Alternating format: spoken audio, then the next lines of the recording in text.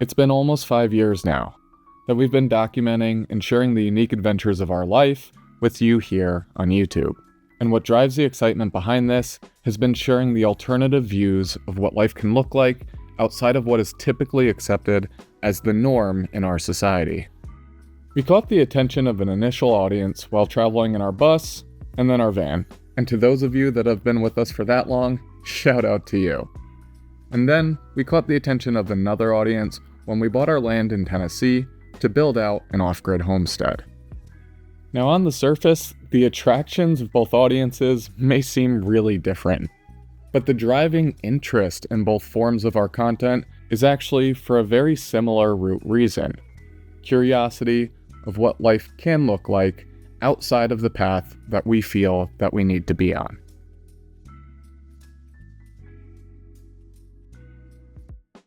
Hey guys, welcome back. What's up? It has been a little while since we've been around, but we're back and it feels good. Most recently, you've seen our travels in Costa Rica. We had a lot of fun there, and if you haven't seen those travels, make sure you go back and check it out. We go into a little bit of what we did and why we were there for a little bit. Yeah, it was a blast and really fun to get back into our little travel world, so go check it out over there. So obviously we've been posting a little bit less, something has kind of been going on. I feel like you guys can feel it, and we're here to kind of share that and kind of go in a little more detail what's going on. Yeah, and this has been a really interesting transition in our content for us because for a while we really just did content when we felt most inspired to do it. And our audience was small enough that that was completely fine, and our income also wasn't totally dependent on it. But as we've transitioned into a larger YouTube channel and things start going on in our life, we've been kind of trying to find a balance of what's worth sharing, how deep we should get into it, and then what's truly just like for us and our personal lives and isn't really something that we either want to, is worth, or are comfortable with sharing.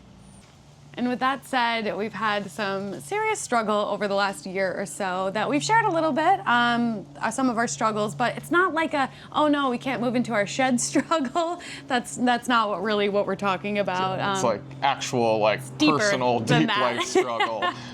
We get into a lot with you guys of like, oh, our rainwater collection system's clogged, or something's going wrong in our homestead. But that's our work, right? Yeah, that's our work. So just like you might have work struggles, but then you go home and there's different struggles. That's kind of what we're talking about right now, and that's kind of what we've been having a hard time with over the last year. And it's not so much a single thing. It's not one thing that's like making us stressed or sad or whatever you want to say. Because that would be too simple. Because that would be too simple, right? But it's rather a collection of different things, whether it be our mental health, our families, our friends, so our community. Like, it has more to do than just one single thing. So it can be a little hard to kind of explain. And a few months ago, it kind of became evident that these aren't just little things that we just like, oh, just make like a quick little adjustment in your life and you're going to get over it. They were more serious and deep-rooted, and like we said, just like of varying origins. There's some family struggles, there's some community struggles, there's some mental health struggles, there's just things going on. So when we really like came to that conclusion a few months ago, we decided like the way we were doing things just wasn't going to help us figure things out. So we started making adjustments, and that's probably around the time that you started seeing an adjustment in our content and how frequently we were posting. And a big reason for that is we just needed to take some time and start just like really nailing down what the source of all of these feelings and emotions were, because it wasn't clear at first. No. And the way that we were working, the busybody way that we were working, kind of just struggling to survive a lot on the homestead. Especially through winter. Especially through winter, just didn't really give us the space to figure out what was going on. And like anybody else, we are just people trying to figure out life and what makes us happy and excited and motivated, whether it's work, personal, environmental, whatever it is. So that's where all this is coming from. Yeah, like outside of like runaway Matt and Cass that you guys get to see off the screen, like I'm Matt, you know, and like she's Cass, and we have like our own individual personal struggles separately, and then things that also happen together. So that's what we're trying to do. We're trying to just figure it all out just like anybody else. But ultimately, we first started just like simplifying things and slowing our life down a little bit just to give ourselves a second to breathe. And then we started trying to figure out what was really going on, and what we came to a conclusion from over time is that there needs to be some form of change in our life. And what we did from there was took a little, and I would say like some of our time in Costa Rica was doing this, is what exactly is that change? We don't have all the answers right now, but we've started to figure out what we think is needed. Yeah, things are becoming a little bit more clear day by day and week by week. So now what? Now what? But before we get into that, I'd like to take a minute to thank the sponsor of today's video and a proud supporter of all of the crazy things we have going on here on our YouTube channel, BLUETTI. And today we're taking a quick look at one of the smaller portable power station in BLUETTI's vast lineup, the BLUETTI AC70. This unit is small but mighty.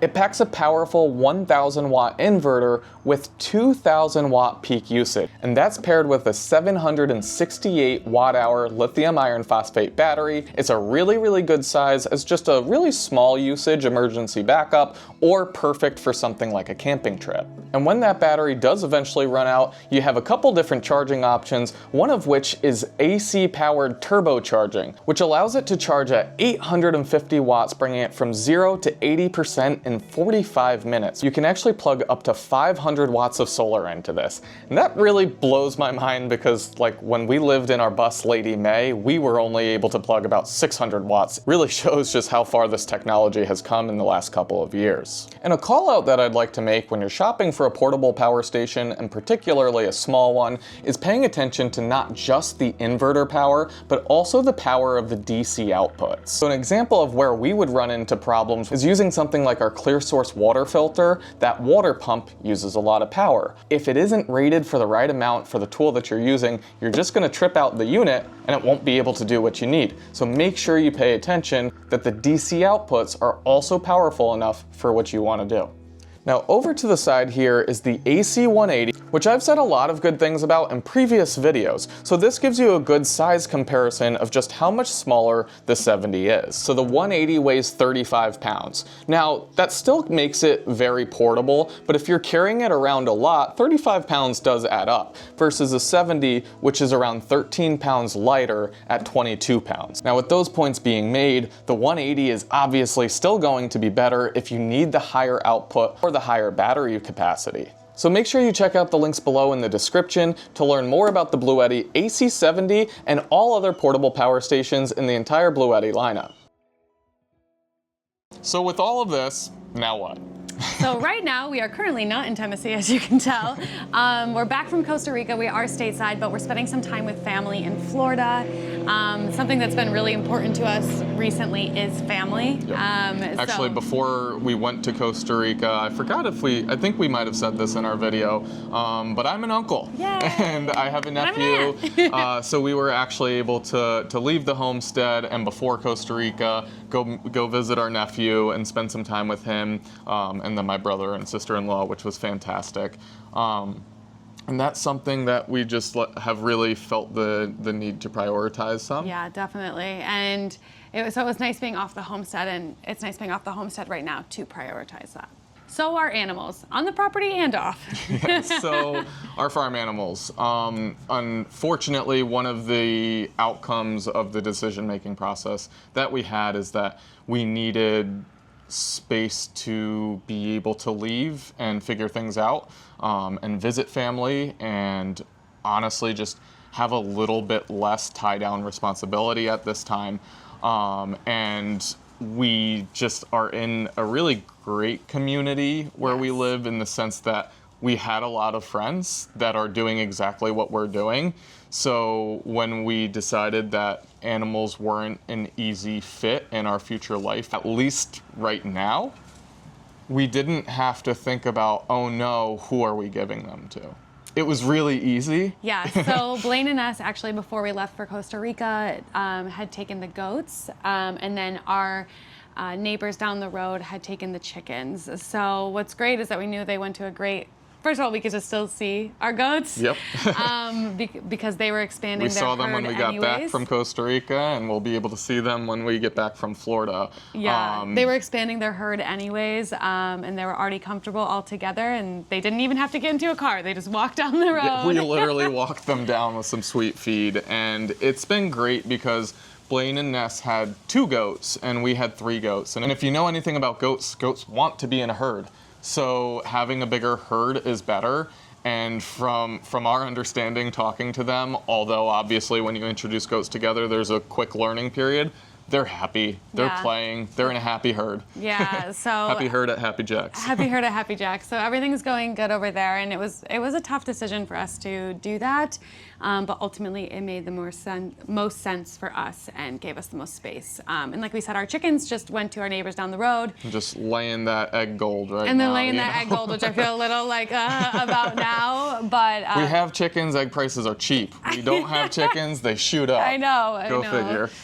But it's allowing us the flexibility to leave, which I think is very important for us right this second. And then our home animals. So we're just in Florida, so we were able to bring them with us. Not a big deal.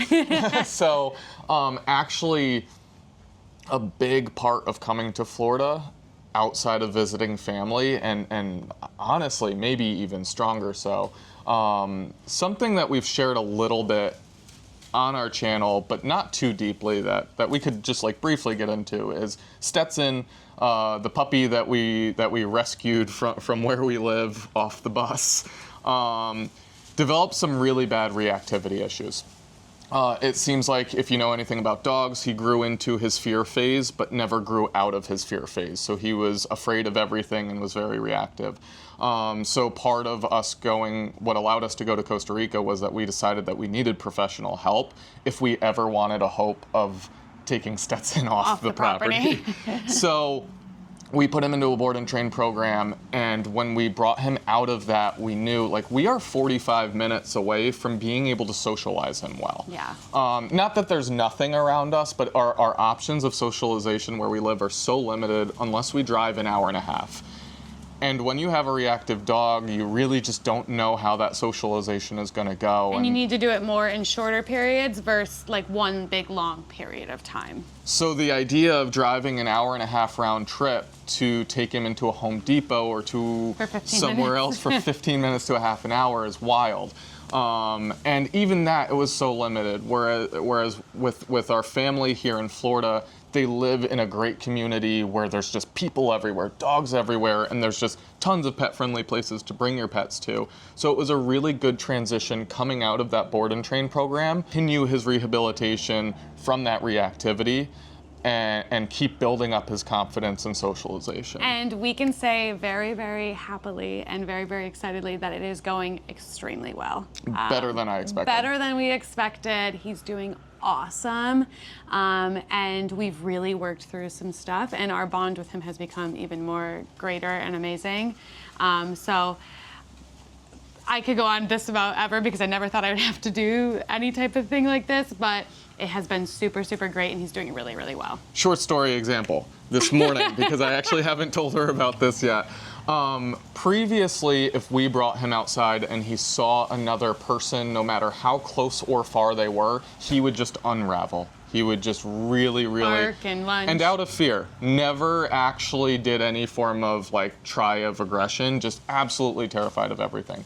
Obviously, he's a lot better now, and most mornings, Cass takes him out on his morning walk. She wasn't feeling well this morning, so I did, and I'm walking and he's sniffing something, and the community that lives here, they have like caretakers with golf carts, and they just zoomed past 2 feet to the right of Stetson as he was sniffing something. He just looked up, looked back down at what he was sniffing, went on with his business, not bothered, and that was huge. And if you've ever had a reactive dog and they've done something really not reactive or just basic, well, it's very, very exciting because it takes a lot of the stress off. So I didn't even know that. So yeah, that's our, yeah, I know, I haven't told you that, but it was early and it was chilly this morning. Yeah, it was chilly this morning. But yeah, there you go. That's our animals. Obviously, other animals doing great. Haven't really had any problems with them. Yeah, they're all great. So that's the tea with the animals. And the property. Obviously, there's going to be a ton of questions about the property, what we plan to do, all of that good stuff. And it's still our property. Yeah. We still own it. Yep, obviously. We still live there. We still live there. We're going to go back in about a week or so. Yep. We plan to be back for at least a while. At least a while. Yep. Through spring, which is like the best time to be in Tennessee. And kind of figure some stuff out on the property. There's going to be some projects that we're going to be doing. Yep. And while we're there, that's going to like help us start to make decisions on what the property and what the homestead means and how it's going to fit in our life in the future. Because we're just not certain right now, and we've been away for a little bit. Now we're gonna go back for a little bit. Going back at like the perfect time to go back. Yeah. But like, to be frank, like we'd be lying if we said we haven't thought if we want to sell it whatsoever. Like it's a question in our mind. We just have no idea yet. We need to go back and start digesting how everything feels and what just makes the most sense for our future. While we're at a crossroads of what our future will look like, there's obviously going to be some form of change to our content. And there will forever be some form of change. Because that's the exact premise of the idea explained in the beginning of our video. To live a life that rejects what's accepted as the norm. But the idea that you can't just experience something for a segment of your life and need to do it forever is sacrificing the genuine freedom that original idea opens. And that genuine freedom is what we're spending our lives running towards. And it's exactly what we hope to inspire in people through sharing these snippets of our life. Because that's what this channel is. It's not just the journey of a bus conversion, a van overlanding its way through Mexico, or the development of an off-grid homestead.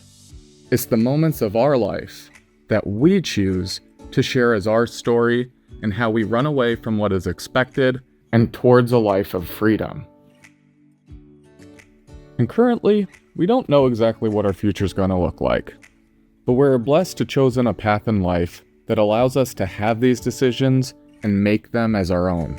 And on this channel, we're in no rush to get to where we're going, as we have nowhere to be and all day to get there.